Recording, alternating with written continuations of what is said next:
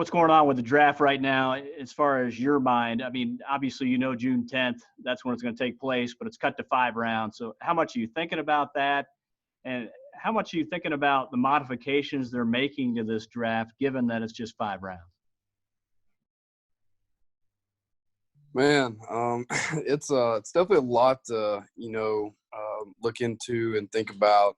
It's a big deal, with this pandemic going on and everything that's happened. There's been talk of not even playing this year in the MLB, and then there's been talk of them letting us play. So I don't really know everything about what's going on because the Players Association is so back and forth. But man, you cut it down to 5 rounds, and that takes away from a lot of guys who work so hard to get drafted. Guys that aren't top 5 picks, but that are anywhere from the 6th to the 10th round pick.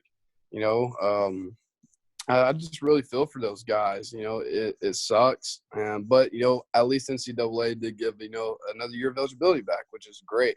I think they did the right thing there, and even for me, Hess and Opitz, who knows what might happen, but we do get that year back, which is extremely nice for guys like us. But man, it's a lot to wrap your head around with everything that's going on, since it is so crazy.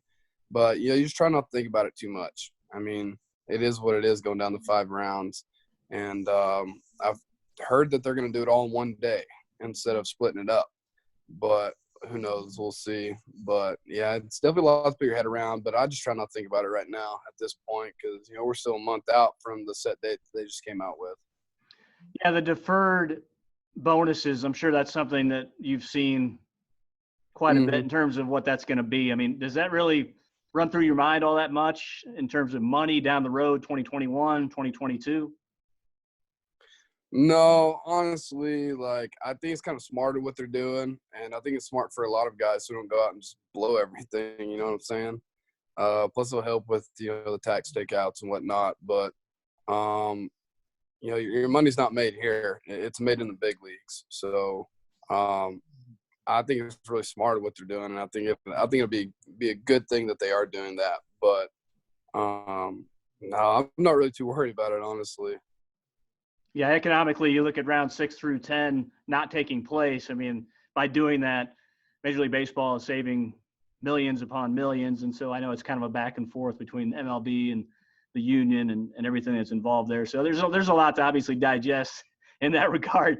But, when you talk about not getting to play against SEC competition this season, as we kind of revert to what happened during a shortened season, 11-5, how disappointing was that for you initially when you knew that, okay, everything's shut down and you guys just played 16 games and there would be no SEC slate for you guys this season? And beyond that, any SEC tournament or, for that matter, regionals, super regionals, perhaps in the College World Series?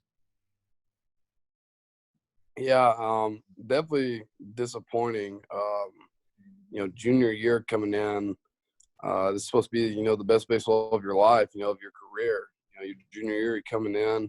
Guys like me and Heston and Opitz are big name guys for the university, and we're definitely looking forward to our junior year because this is where we make our money for the signing bonuses, and we set our career path on the right way. But super disappointing, and it sucks that we only got to play so many games.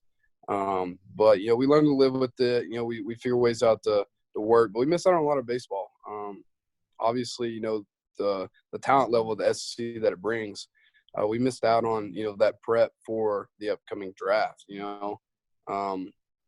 Just the talent wise that we had this year in the SEC, and that I know for a fact that our team actually brought in.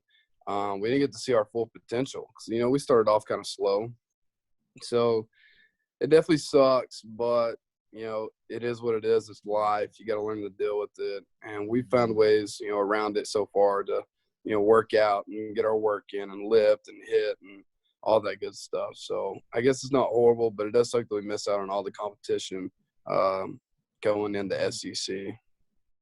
Yeah, what about the frustration not being able to build on your last game this season? You had 3 hits your last game as a baseball player when you just had a 3-hit day and there's not going to be any other day when you can step into the batter's box.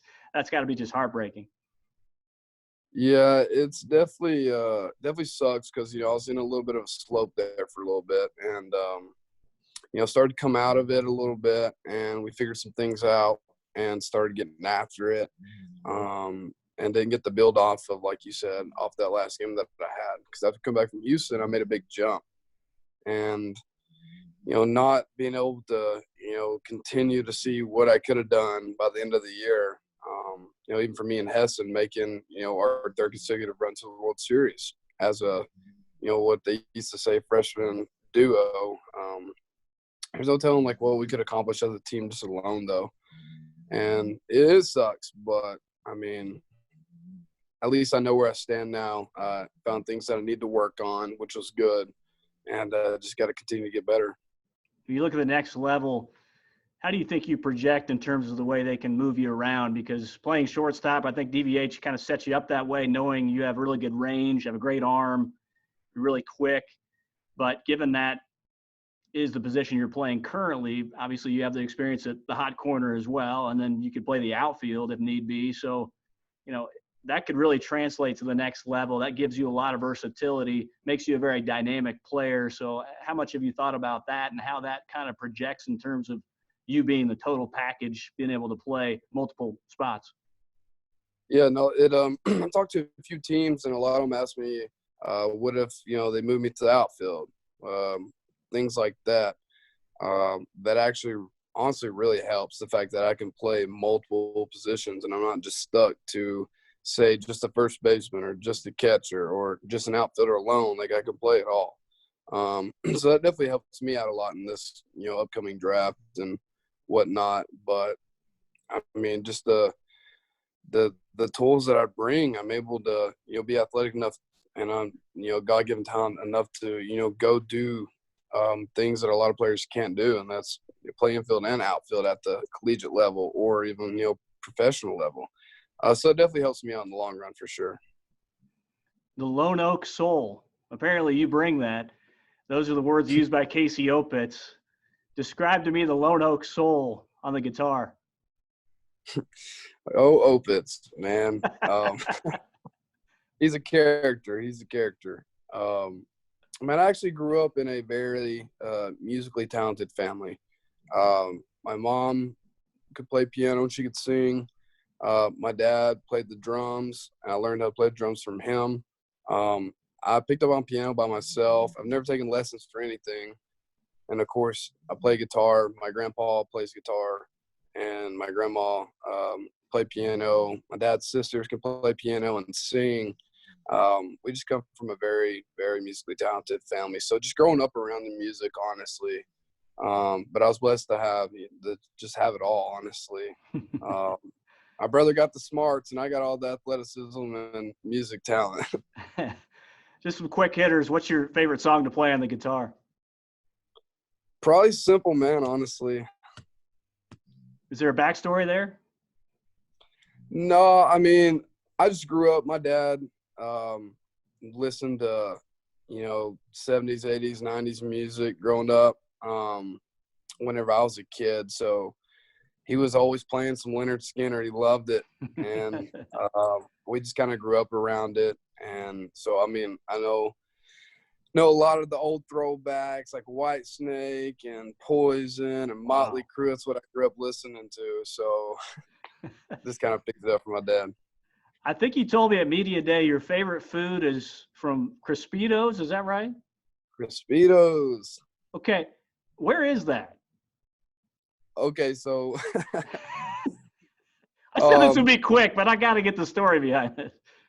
Man, so we have an old dairy bar that's been around for, I guess, since my dad was in high school, and he was born in '68. Back in Lone Oak, they sell Crispitos, and it's just cheese and chicken wrapped in a tortilla that's basically deep fried.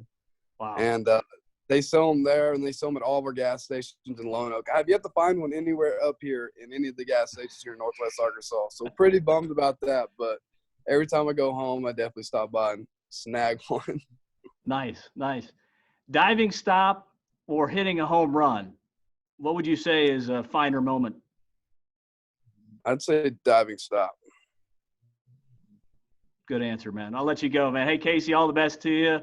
I hope everything works out with the draft, and it's been great to watch at Arkansas. But best of luck, man. Thanks, Casey. Appreciate it.